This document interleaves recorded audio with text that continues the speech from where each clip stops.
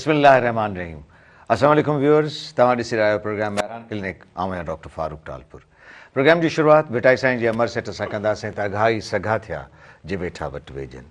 Viewers, अॼोके programme में असां गुफ़्तगू कंदासीं मौसम जी तब्दीली जे हवाले सां जेके बीमारियूं हींअर प्रिवेल कंदियूं उन मौज़ू ते गुफ़्तगू कंदासीं। मौसम जीअं ई एनवायरनमेंट चेंज थिए थी त कुझु बीमारियूं अहिड़ियूं आहिनि जेके शुरू में अलॻि मौसम जूं हुजनि थियूं, उहे हिन मौसम में ख़तमु थियणु शुरू कनि थियूं ऐं वरी नयूं बीमारियूं हिन मौसम में निकिरणु शुरू कनि थियूं। त अॼु असां इहो ॾिसंदासीं त हिन मौसम में जेका तब्दीली आई आहे हिन मौसम जे हवाले सां कहिड़ियुनि बीमारियुनि पंहिंजो जेको आहे सो सिर कढियो आहे ऐं कहिड़ियूं बीमारियूं हिन वक़्तु मौसम जी तब्दीली जे करे ख़तमु थियण जे हवाले सां आहिनि। गुफ़्तगू करण जे लाइ जेका महिमान शख़्सियत आहे उन्हनि जो तारुफ़ तव्हां सां कराए छॾियां। मुंहिंजे प्रोग्राम में अॼु जेका शख़्सियत आहे उहे फॉर्मर प्रोफेसर रहिया आहिनि, हेड ऑफ द डिपार्टमेंट रहिया आहिनि मेडिसिन जा, Liaquat university of medical and health sciences. हिन वक़्तु पाण प्रोफेसर जे तौर ते, हेड ऑफ द डिपार्टमेंट जे तौर ते कमु कनि था Indus medical college Tando Mohammad Khan में। Former vice chancellor Liaquat university of medical and health sciences, best teacher जो अवार्ड खणंदड़ internationally recognised doctor Bhikharam Devrajani. अस्सलाम वालेकुम साईं। वालेकुम सलाम। थैंक यू वेरी मच अॼु तव्हां असांजे प्रोग्राम में आया आहियो एंड वी वेलकम यू। साईं, असां वटि Pakistan society of internal medicine बि ठही आहे, जेको जंहिंखे हाणे ही 7 साल हले पियो ऐं उनजो आउं सीनियर वाइस प्रेसिडेंट बि आहियां पाकिस्तान लेवल ते। ठीकु आहे। मूंखे आउं इहो ॿुधायां त बीखा साहिबु न सिर्फ़ु जेको एजुकेशन या पढ़ाई जे हवाले सां पाण पतोड़ियो आहे, बल्कि पाण कोशिशि बि कनि था त बाक़ी जेके स्टूडेंट्स आहिनि उन्हनि खे बि मोटिवेट कनि पढ़ाई जे हवाले सां। न सिर्फ़ु इहा उन्हनि जी शख़्सियत आहे बल्कि मल्टी डायमेंशनल पर्सनैलिटी आहिनि। जेकॾहिं इन ते भई गुफ़्तगू कंदासीं त काफ़ी टाइम थी वेंदो बीका साहिबु। असां अॼु गुफ़्तगू कंदासीं तव्हां सां मौसम जी जेका हीअ तब्दीली आई आहे उन तब्दीली जे हवाले सां जेके बीमारियूं हिन वक़्तु असां ॾिसंदासीं त कहिड़ियूं बीमारियूं निकिरनि थियूं ऐं प्लस जेके बीमारियूं हिन वक़्तु हिन मौसम जे करे ख़तमु थींदियूं उन हवाले सां। त पहिरीं त इहो चाहींदुसि त कहिड़ियूं बीमारियूं आहिनि जेके हिन मौसम में, जेके पोएं मौसम जूं बीमारियूं हुयूं जेके हिन वक़्तु पंहिंजी एंड तरफ़ आहिनि।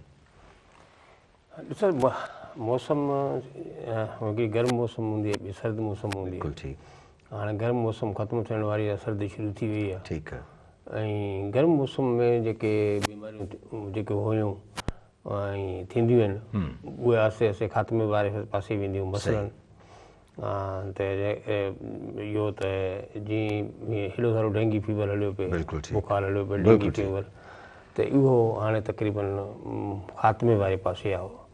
छो त उनजो 2 सीज़न हूंदियूं आहिनि, हिकिड़ो अप्रैल मई जे सीज़न महीननि में थींदो आहे, ठीकु आहे, ऐं ॿियो थींदो आहे तव्हांजे सेप्टेंबर खां वठी अक्टूबर नवंबर ताईं। इहे तक़रीबन हाणे डेंगी मां पंहिंजे आहिस्ते आहिस्ते जान छुटंदी, मतिलबु इहा हाणे इहो ख़तमु थींदी। गैस्ट्रो बि असां वटि थोरो घटि थींदो, छो त जेकी गर्मी जे करे जरासीम असांजे रिफ्रिजरेटर ऐं फ्रिजनि में ख़राबु बैक्टीरिया थियनि था ऐं उहो थिए थो, उहो पासो बि थोरो असांजो उन मां बि असांजी जान छुटंदी। ऐं टियों जेके गर्मी रिलेटेड जीअं हीट स्ट्रोक आहे या ॿियूं जंहिं शयूं आहिनि उहे बि ख़तमु थींदियूं। त इहो असांजे लाइ सुठी ॻाल्हि आहे। बाक़ी हिन बीमारी जे अचण, हिन मौसम जे अचण जे करे असांखे तयारु थियणो पवंदो त बाबा कहिड़ियूं कहिड़ियूं असांखे बीमारियूं थी सघनि थियूं। उनमें मसलन नज़लो ज़ुकाम आहे, फिलू आहे, गले जो ख़राबु थियणु आहे। अच्छा, मूंखे ॿुधायो त छाकाणि त पाण उन्हनि बीमारियुनि जे हवाले सां गुफ़्तगू कयूं पिया जेके हिन मौसम में ख़ात्मे जे तरफ़ आहिनि, वेक्टर बॉर्न डिज़ीज़िस जे हवाले सां जीअं तव्हां डेंगी जो ज़िक्र कयो, डेंगी, पोइ मलेरिया बि आहे, येलो फीवर आहे, चिकनगुनिया आहे, त इन हवाले सां असांखे ॿुधायो त इहे बीमारियूं हिन वक़्तु मलेरिया बि पंहिंजे ख़ात्मे तरफ़ हूंदी या जेके वेक्टर बॉर्न डिज़ीज़ आहिनि उहे पंहिंजे ख़ात्मे तरफ़ हूंदियूं? वेक्टर बॉर्न डिज़ीज़ सॼियूं ख़ात्मे तरफ़ कोन हूंदियूं। हींअर मलेरिया थोरी असांखे तंग कंदी। अच्छा, असांखे मेंटली तयारु हुअणु घुरिजे त हाणे असांखे मलेरिया असां वटि, छो त जॾहिं इंतिहाई घणी गर्मी हूंदी आहे न तॾहिं मलेरिया जा मच्छर मरी वेंदा आहिनि। ऐं मलेरिया जा ऐं डेंगीअ जो जेको मच्छर आहे एडीज़ इजिप्टी, उहो त साफ़ु पाणी में पैदा थींदो आहे, माना उहो बारिशूं पवंदियूं आहिनि, उनजो पाणी पीअंदो आहे, उनजे करे थींदो आहे। Post rainy season post rainy season जे करे थींदो आहे। ऐं मलेरिया जो जेको आहे मच्छर आहे इहो वरी गंदे पाणी में, त हल त ज़ाहिर सियारे में पाणी जो वाइपो घटि हूंदो, पाणी बीठो हूंदो गंदनि नालियुनि में या गंदो पाणी हूंदो, त हीअ मच्छर इनोफिल इजिप्ट जेको इनोफिल मॉस्किटो आहे इहो जेको आहे सो गंदे पाणी में वधीक परवरिश वठंदो आहे, ऐं प्लस त उन में हिन मलेरिया जा चांसिस हींअर थोरा वधी वेंदा असां वटि। अच्छा, हाणे मूंखे छाकाणि त हिकिड़ो त डेंगी ख़ात्मे जे तरफ़ वञे पियो, ऐं वरी जेकॾहिं असां ॾिसूं था मलेरिया खे, त मलेरिया खे असांखे वरी फेस करिणो पवंदो।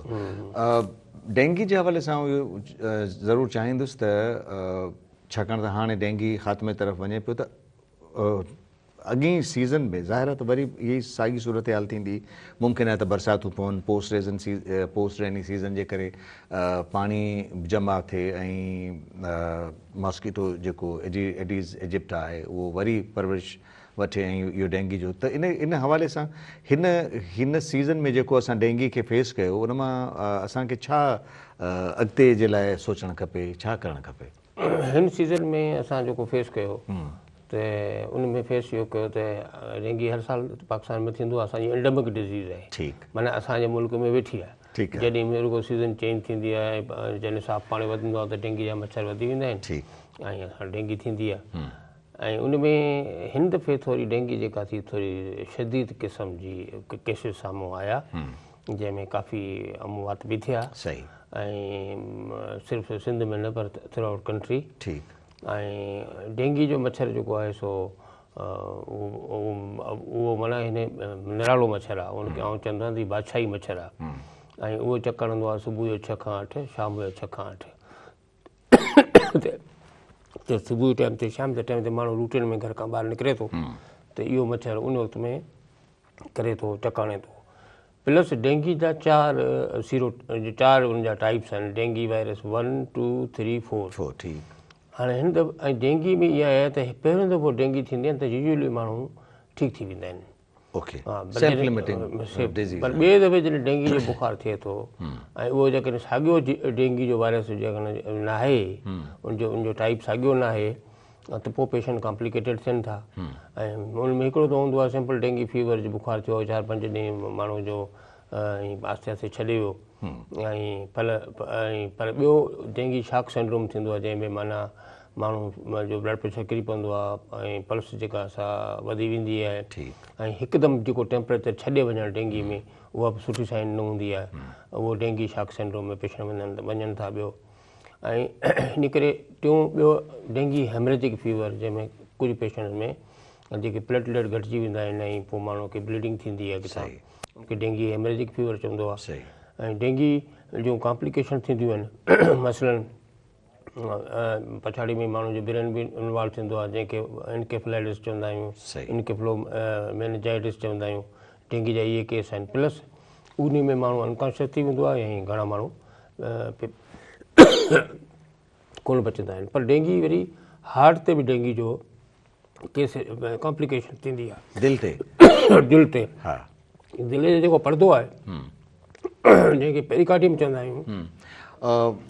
पाण गुफ़्तगू जारी रखंदासीं, हिकिड़ी नंढड़ी ब्रेक लाइ मूंखे चयो पियो वञे, पाण ब्रेक वठी था वठूं, पोइ पाण ईंदासीं त मज़ीद गुफ़्तगू खे अॻिते वधाईंदासीं। व्यूअर्स, असां अॼु गुफ़्तगू कयूं पिया मौसम जे हवाले सां, त जेका मौसम जी तब्दीली थी आहे, इन मौसम जी तब्दीली जे करे कहिड़ियूं बीमारियूं आहिनि जेके ख़ात्मे तरफ़ वञनि पियूं, ऐं कहिड़ियुनि बीमारियुनि खे असां हिन मौसम में फेस करिणो पवंदो असांखे, ऐं न सिर्फ़ु फेस करिणो पवंदो बल्कि जेकॾहिं असां इन जे बारे में इहा अवेयरनेस या इन जी जेका ॼाण आहे उहा असां जेकॾहिं पंहिंजे सोसाइटी में पहुचाए सघियासीं, त ईंदड़ बीमारियुनि खां असां पाण खे बचाइण में बि हिकिड़ो मेजर ऐं पॉज़िटिव रोल प्ले करे सघंदासीं। प्रोग्राम में नंढड़ी साई खां पोइ जल्दी था मोटूं, असां सां गॾु रहिजो।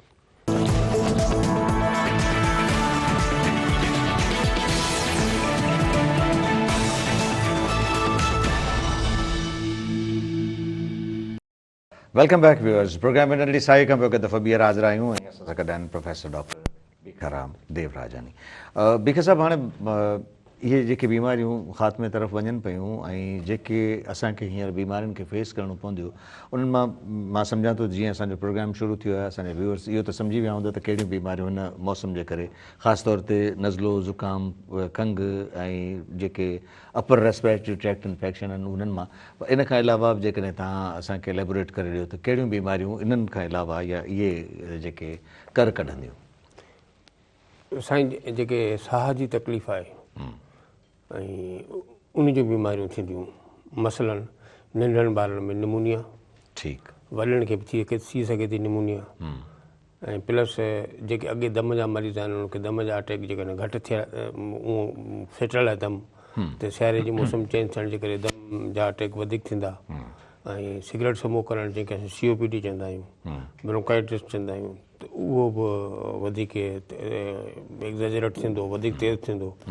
त ऐं प्लस जेके ड्रॉपलेट इन्फेक्शन आहिनि सही, उहे सभु वधीक थींदा। त उन लाइ असांखे मेंटली तयारु थियणु घुरिजे ऐं असांखे बचिणो आहे।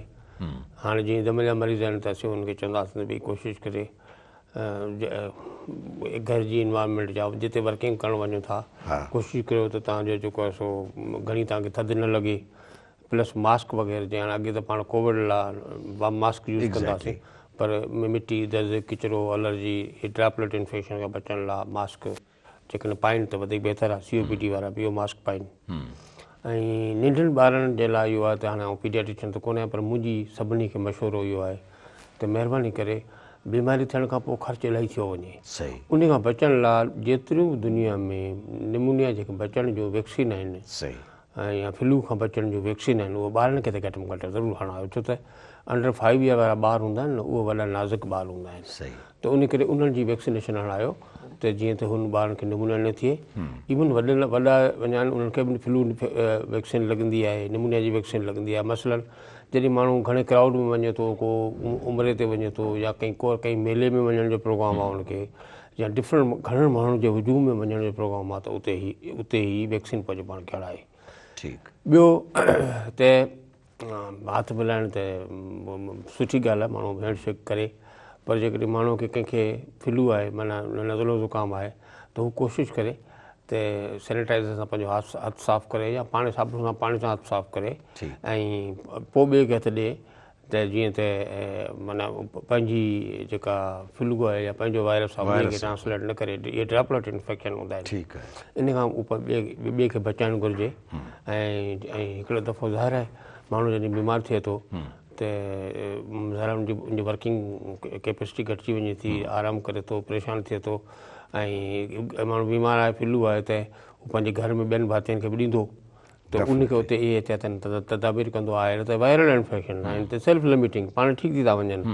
ऐं माण्हू जो नक पियो वेंदो आहे, माण्हू एंटीबायोटिक पिया खाईंदा आहिनि, ताक़त जूं गोरियूं पिया खाईंदा आहिनि। बाबा नक वहणु माना वायरस, नक वहणु माना एलर्जी। उन में तव्हां एंटी एलर्जिक एंटी हिस्टामिन त वठी सघो था पर उन में हरू भरू एंटीबायोटिक जी ज़रूरत न आहे, भले बुखार हुजे। ठीकु आहे न। ऐं अहिड़े हिसाब सां इहे आहे असां वटि हिकिड़ो ट्रेंड इहो बि आहे त असां सेल्फ मेडिकेशन कयूं था। मिसाल जेकॾहिं असांखे को प्रॉब्लम थिए थो त असां कोशिशि इहा कंदा आहियूं त मेडिकल स्टोर हिकिड़ो त असांखे मेडिकल स्टोर वारनि वटि वञूं था त हू पाण वॾा डॉक्टर हूंदा आहिनि त अच्छा तोखे हीअ तकलीफ़ आहे त हीअ दवा खाई वठि, या असां पाण जेका आहे असां सेल्फ मेडिकेशन करे पाण पंहिंजी पसंदि जी दवा वठी ऐं उन में ख़ासि तौर ते एंटीबायोटिक जो ज़िक्र आऊं कंदुसि।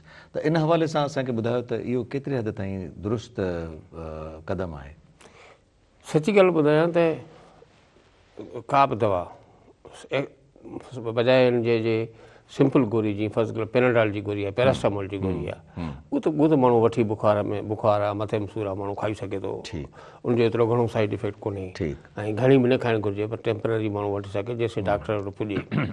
बाक़ी अननेसेसरी एंटीबायोटिक, ताक़त जूं दवाऊं ऐं बाबा ताक़त ईंदी दवाउनि, बाबा ताक़त दवाउनि में कंहिं शइ जी डेफिशिएंसी हूंदी त डॉक्टर तव्हांखे लिखी ॾींदो न, जे डेफिशिएंसी न आहे त तव्हां हरू भरू पिया खाओ ऐं उन मां को फ़ाइदो कोन्हे, खीसे जो ख़र्चु पिया कयो, दिलि में ख़ुशि त ताक़त अची वई। ताक़त खाधे में हूंदी आहे, हेल्दी फूड में हूंदी आहे। ऐं उन करे इहो बि एंटीबायोटिक त उसूलनि असांखे अननेसेसरी वठण ई न घुरिजनि त छो त एंटीबायोटिक असांजे पेट में वञी असांजे अंदरि जेके पेट में जरासीम वेठा आहिनि बैक्टीरिया जेके असांजा दोस्त आहिनि जेके असांजे जेको विटामिन के था ठाहिनि ॿियूं कुझु शयूं ठाहिनि था उन्हनि सभिनी खे असां उहो मारींदा किल कंदा त पोइ वरी ॿियूं बीमारियूं थी पवंदियूं। ठीकु आहे। उन करे अननेसेसरी एंटीबायोटिक वठण खां अवॉइड कनि। इहो ऐं पेन किलर में जेसीं डेंगी बि माण्हुनि छा कयो डेंगी बुखार थियो माण्हुनि पॉन्स्टन खाई छॾी ब्रूफिन खाई छॾी इहे बाबा ब्रूफिन तकिड़ो सूर थी लाहे तकिड़ो बुखार थी लाहे पर उन ब्रूफिन जे करे ब्लीडिंग थी वई माण्हुनि खे डेंगी जा पेशेंट कॉम्प्लिकेटेड थी विया। उन करे जॾहिं बि कंहिंखे को बुखार थिए थो त सभ खां सेफेस्ट गोरी जेका आहे उहा पैरासिटामोल आहे। पोइ उनजो भले कहिड़े बि नाले सां हुजे पेनाडाल हुजे पेनाडाल एक्स्ट्रा हुजे कालपोल हुजे पर बहरहाल पोनस्टाल ब्रूफिन इन्हनि ऐं जेके जेके नॉर्मली तव्हां डॉक्टर बीका तव्हां तक़रीबन दुनिया जा इलाही सारा मुल्क घुमिया बि आहिनि उते विया बि आहियो उते रिसर्च पेपर्स बि तव्हां पढ़िया आहिनि। तव्हां जनरली इहो ॿुधायो त आमतौर ते पाकिस्तान खां ॿाहिरि जेके ममालिक आहिनि उन्हनि में इन्हनि दवाउनि जे इस्तेमाल जे लाइ डॉक्टर साहब इहे डॉक्टर साहिबान जेके उते जा आहिनि उहे प्रिस्क्राइब कनि था इन्हनि दवाउनि खे ख़ासि तौर ते एंटीबायोटिक खे उहे प्रिस्क्राइब कनि था या हू इहो जेसि ताईं उन्हनि खे इहा कंफर्मेशन नथी थिए त हीअ एंटीबायोटिक ॾियणी आहे तेसि ताईं उहो नथा ॾियनि। इन जो जवाबु वठंदुसि पर तव्हां खां हिकिड़ी नंढी ब्रेक खां पोइ। व्यूअर्स प्रोग्राम में नंढी साई जो वक़्तु थियो आहे। साई खां पोइ जल्दी था मोटूं असां सां गॾु रहिजो।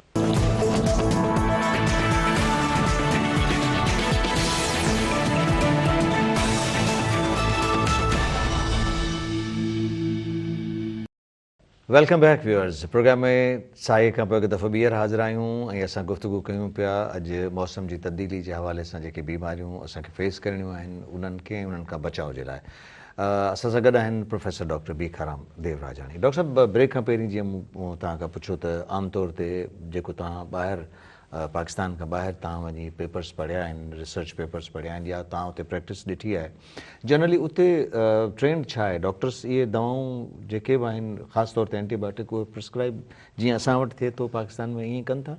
न ईअं कोन इहे करण बि न घुरिजनि जेसीं असांखे ख़बर हुजे त भई इंफेक्शन आहे बैक्टीरियल इंफेक्शन आहे एंटीबायोटिक आहे बैक्टीरियल इंफेक्शन लाइ। ठीकु त जेको बैक्टीरियल इंफेक्शन आहे फर्ज़ु करो गले में को बैक्टीरिया आहे इंफेक्शन आहे ऐं पोइ जेकॾहिं माइल्ड आहे त एंटीबायोटिक ॾिने कराईंदा आहिनि जेसीं बैक्टीरियल हुनजो स्वाब कनि हुनजो कल्चर कनि हुनजो ऐं CBC कराइनि ॾिसनि इंफेक्शन आहे या न आहे। अहिड़े हिसाब सां बिफोर कंफर्मेशन एंटीबायोटिक न वठणु घुरिजे छो त उन सां ॿ नुक़सान आहिनि। हिकिड़ो त जेकॾहिं उहो जरासीम जी असांखे ख़बर न आहे त डिफरेंट एंटीबायोटिक डिफरेंट ग्रुप्स में डिफरेंट बीमारियुनि जे बैक्टीरिया ते असरु कनि थियूं। ठीकु आहे ऐं उन जे करे ॿियो अननेसेसरी खाइण जे करे छा थो थिए जो माण्हू पाण पंहिंजी मर्ज़ी सां वठी खाई थो छॾे पोइ जेतिरो टाइम खाइणु घुरिजे सपोज़ 5 ॾींहं 7 ॾींहं 10 ॾींहं जेतिरी रिकमेंडेशन माण्हू न खाधई त माण्हू रेज़िस्टेंट थी थो वञे उहो बैक्टीरिया ऐं पोइ उहो माना उन खां पोइ उहा साॻी एंटीबायोटिक वरी कमु नथी करे ऐं उन करे पोइ वरी अञा ब्रॉड स्पेक्ट्रम एंटीबायोटिक ॾियणियूं पवनि थियूं ऐं उन जे करे माण्हू हिकिड़ो बॉडी डिस्टर्ब थिए थी ऐं ॿियो जेको आहे सो एंटीबायोटिक जे करे रेज़िस्टेंट थी थो वञे। इन क़िस्म सां इहो थींदो त जेके एंटीबायोटिक ज़ाहिर आहे त जेके असां प्रिस्क्राइब कयूं था उहे रेज़िस्टेंस थींदियूं त पोइ हाई पोटेंसी एंटीबायोटिक्स रिकमेंड करणियूं पवंदियूं उन्हनि खे प्रिस्क्राइब करणो पवंदो।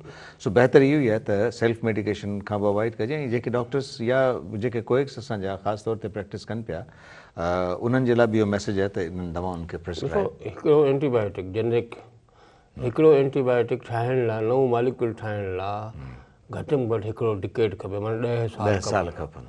हा 10 साल रिसर्च करे नओं मॉलिक्यूल ठहे थो। पोइ हिते छा थो थिए जो over use misuse of antibiotic सां एंटीबायोटिक रेज़िस्टेंस जे करे WHO ख़ुदि परेशान आहे ऐं हुन जे करे इहो महिरबानी करे जुडिशनली जस्टिफाइबल एंटीबायोटिक ॾिजनि। हाणे जेकॾहिं फर्ज़ु करो असांजा बैक्टीरिया आहिनि कुझु ग्राम पॉज़िटिव आहिनि कुझु ग्राम नेगेटिव आहिनि कुझु ऑक्सीजन में जहिड़ा था रहनि कुझु बिना ऑक्सीजन जे जहिड़ा था रहनि त उनजे लाइ डिफरेंट एंटीबायोटिक्स आहिनि। ठीकु आहे त पर हिते सभु हिकिड़े ई उन हिसाब किताब सां कोन दवाऊं कोन लिखिबो सोचे सम्झे पढ़ियल लिखियल डॉक्टर साहिबु जेको बि हूंदो उहो उनखे नॉलेज हूंदी उहो उन हिसाब सां लिखंदो सेल्फ मेडिकेशन अवॉइड करणु घुरिजे। ठीकु आहे डॉक्टर साहिबु हींअर जीअं तव्हां पंहिंजे गुफ़्तगू में चयो त मलेरिया खे असांखे फेस करणो पवंदो ख़ासि तौर ते त मलेरिया जे हवाले सां असांखे ॿुधायो त उनजा सिम्टम्स वग़ैरह कहिड़ा आहिनि ऐं कहिड़े तरीक़े सां असां मलेरिया खां पाण खे बचाए सघूं था? छा वैक्सीन वग़ैरह हुनजी अची वई आहे, वैक्सीन लॻाइणु खपे, या कंहिं ज़माने में असां इहो ॾिसंदासीं त को हिकिड़ी गोरी जेका क्लोरोक्विन उहा खाई छॾिबी त प्रिकॉशनरी उन्हनि मलेरिया खां बचाव जो अहिड़ो को तरीक़ेकार हुजे? पहिरीं ॻाल्हि त मलेरिया जा ॾिसो, मलेरिया जा असां वटि पाकिस्तान में जेके क़िस्म हलनि पिया, घणे में घणो हले थो वाइवेक्स, ॿिए नंबर ते हले थो फेल्सीपेरम, ऐं पोइ ॿिया टाइप बि आहिनि, मलेरिया बि आहे, ओवल बि आहे, उहो रेयर आहिनि। ठीकु आहे, उहो रेयर आहे। ऐं घणो जेको डेथ थिए थी उहो थिए थी फेल्सीपेरम में, मौत थियनि था उहो फेल्सीपेरम मलेरिया में, पर्टिकुलरली ॿारनि में या एक्सट्रीम ओल्ड एज जे माण्हुनि में। ठीकु आहे, त उनजे लाइ सवलो उन बाबा जेको बुखार सी सां पहिरें बुखार अचे, सी लॻे, पोइ बुखार अचे तेज़, पोइ पघर थी बुखार लहे, इहो हूंदो आहे मलेरिया जे बुखार जो पैटर्न। सही। हाणे हिते छा थो थिए, थोरो सी थो लॻे त बाबा गलो ख़राबु थियो, सी लॻो, न फ्लू थियो, सी लॻो, मलेरिया जी दवा खाई छॾी, उहो बि ग़लति आहे। ॿियो मलेरिया जो बुखार जेको हिकिड़ो ॿीहर त पवंदो आहे, हिकिड़ो टीहर त पवंदो आहे। फेल्सीपेरम अहिड़ो हूंदो आहे जंहिंमें माना बुखार थी सघे थो रोज़ानी ॾींहं में 2-3 दफ़ा, पर उनजे लाइ बहितरु इहो आहे त असांखे हफ़्ते में हर हफ़्ते सपोज़ माण्हू हिकिड़ो ॾींहुं ॿधी छॾे, 2 रेसोजन जूं गोरियूं या क्लोरोक्विन जूं गोरियूं खाई छॾे, त इहो माना जीअं मलेरिया जी सीज़न में त मलेरिया थियण जा चांसिस तमामु निग्लिजिबल हूंदा, घटि थींदा। ऐं ॿियो त मलेरिया जी वैक्सीन अफ्रीका में ॾिसो जाम मलेरिया आहे, उन्हनि ते वैक्सीन पंहिंजी ठाही आहे। सही। ऐं उहा वैक्सीन हू पंहिंजी यूज़ कनि था, जंहिंजो असर बि 70% असरु आहे। जेकॾहिं 100 माण्हुनि खे वैक्सीन लॻे थी त 70% माण्हू मलेरिया थियण खां बची वञनि था। ऐं अञा पाकिस्तान में मलेरिया जी वैक्सीन जेका आहे सा अवेलेबल कोन्हे, ऐं असांजी लोकल अवेलेबल हुजे तॾहिं बि लोकल वैक्सीन थियणु घुरिजे, उहा अवेलेबल कोन्हे। ऐं अमवात बि जेके फेल्सीपेरम जे करे थियनि था, असां चवंदा भाई हिकिड़ी जान वई माना तव्हां पूरी इंसानियत खे मारियो। बिल्कुलु ठीकु। पर कोशिशि इहा हुजणु घुरिजे त मलेरिया न थिए, हिकिड़ी ॻाल्हि। ॿी ॻाल्हि त मलेरिया जे तव्हांजे घरनि में ओड़े पाड़े में गंदियूं नालियूं खुलियूं पियूं आहिनि, कोशिशि करियो त उहो जेकॾहिं इहो पहिरें उते जो गवर्नमेंट जो जॉब आहे त हुनखे सही करे, पर असीं जेकॾहिं पासे में वेठा हूंदासीं, असां जेकॾहिं घासलेट जो तेल केरोसिन ऑयल हुन में विझी छॾियूं नालियुनि में, त इहे मच्छर मरी वेंदा। या असांजे घर में मच्छर आहिनि त असां हिकिड़ो नेट वग़ैरह यूज़ करियूं घर में, माना कमरनि खे दरवाज़नि खे, त इन मां बची सघूं था। गंदे पाणी बीठो आहे त उनखे उते साफ़ु कराए सघूं था। ऐं प्लस जेकॾहिं हिकिड़े माण्हू खे मलेरिया थी आहे न, त सम्झो त घर में ॿिया भाती बि मलेरिया थींदी, त उन माण्हूअ खे घुरिजे त माना इहा मलेरिया थींदी आहे 10 खां 14 ॾींहं इंक्यूबेशन पीरियड आहे। माण्हू चवंदा राति ठंडे लारे में सुतो पियोसि, सुबुह जो बुखार अचो मलेरिया, ईअं कोन्हे, इनखे टाइम थो लॻे, माना 2 हफ़्ता खपनि घटि में घटि मलेरिया। तव्हांखे जेकॾहिं को इन्फेक्टेड मॉस्किटो बाइट करे त उन खां 10 खां 14 ॾींहंनि खां पोइ तव्हांखे इहो बुखार थींदो। तव्हां जेकॾहिं किथे वञी रही अचो ऐं सुबुह जो तव्हांखे बुखार थी पए त तव्हीं चओ त हुते आउं रहियो पियोसि, अॼु मूंखे बुखार थियो, इहो पैटर्न कोन्हे, ऐं उन करे ॿियो वरी मलेरिया जी जेको मच्छरदार स्प्रे पाण खां कमरनि में हणूं था, उहे स्प्रे करणु घुरिजनि। पर उन स्प्रे करण महिल इहो ख़्यालु कजे जेकॾहिं घर में को दम जो मरीज़ आहे, कंहिं नक जी एलर्जी जो मरीज़ आहे, या कोई स्मोकर आहे, COPD जंहिंखे आहे, त उन खे कोशिशि कजे त पहिरें मच्छर मारे करे पोइ वरी थोरी देरि थोरो हल्को फैन हलाए हीअ दवा ॿाहिरि कढिजे, छो त उन्हनि खे वरी दम जा अटैक वधीक थींदा आहिनि। त इहो ख़्यालु करिणो आहे असांखे, ऐं असीं मलेरिया खां बची सघूं था। ऐं मलेरिया थी वई त ख़ैर ट्रीटमेंट त आहे, पर छो थिए?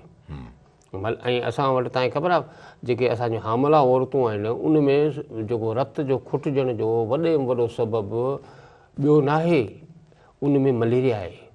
स्टडीज़ असांजी local study, Pakistani study, even मुंहिंजी पंहिंजी स्टडी, असांजी गॾियल स्टडी सां कई त भई असां वटि हामला औरतूं उनखे रत घटि छो थो थिए, त उहो मलेरिया जे करे थिए थो, माना एतिरी असां वटि मलेरिया घणी आहे। त उनजे करे कोशिशि कजे त उन्हनि खे बि हिकिड़ो दफ़ो टाइम एंड टाइम उनखे स्क्रीन कंदो वञे, ऐं प्लस हुनखे मलेरिया खां बचाइजे त इहो एनीमिया घटि थींदी। नॉर्मली असां वटि पाकिस्तान में या जेकॾहिं सिंध जी असां ॻाल्हि कयूं था त केतिरो फिगर्स जेकॾहिं असां ॾिसूं त केतिरो आहे मलेरिया जो इंसिडेंस जेको नॉर्मली थिए थो?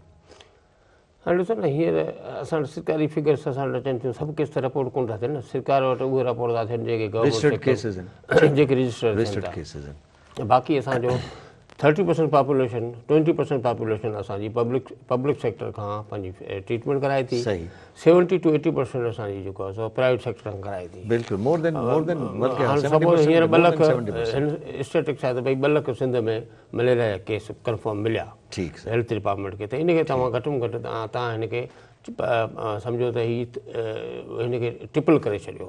सही त एतिरा असांजे समूह 8-10 लख केस मलेरिया जा साल में थी वञनि ऐं उन में जेकॾहिं फेल्सीपेरम थिए ऐं 2 खां 3% माण्हू मरी वञनि त इहा माना वॾी असांजे लाइ बदकिस्मती आहे। हिन जदीद दौर में मलेरिया में माण्हू मरी वञे, घणो करे फेल्सीपेरम में कॉम्प्लिकेशन थींदी आहे ऐं बेबेक्स में मरंदा आहिनि। बेबेक्स में एतिरी देर थींदी आहे, तिली वधी वेंदी आहे, पोइ ॿीहर तप थियो आहे, पोइ हमरा पीलो थींदो वञे, हमरा इहो जेको आहे सो पोइ हुनजो रतु टुटंदो वञे, रतु टुटंदो आहे मलेरिया में न, छो त मलेरिया जो पैरासाइट जेको आहे असांजे ॻाढ़नि जूं अंदरि वॾो थींदो आहे। सही त उहो रतु टोड़े थो, जॾहिं साइकिल पूरो थिए थो रतु टुटे थो। सी लॻण जो सबबु शिवरिंग जो सबबु घणो करे उहो ई आहे। अच्छा मूंखे काइंडली आख़िर में इहो ॿुधायो त जीअं तव्हां ॿुधायो त हिकिड़ो त इहो प्रिवेंटिव मेयर्स आहिनि जेके असांखे वठिणा आहिनि, त असांखे पंहिंजे घरनि खे साफ़ु सुथिरो रखिणो आहे, नेट्स जो इस्तेमालु करे छॾिणो आहे, स्प्रे जो इस्तेमालु करे छॾिणो आहे, पाण खे रिपेलेंट जेके मच्छरनि खे भॼाइनि था उन्हनि जो इस्तेमालु करिणो आहे।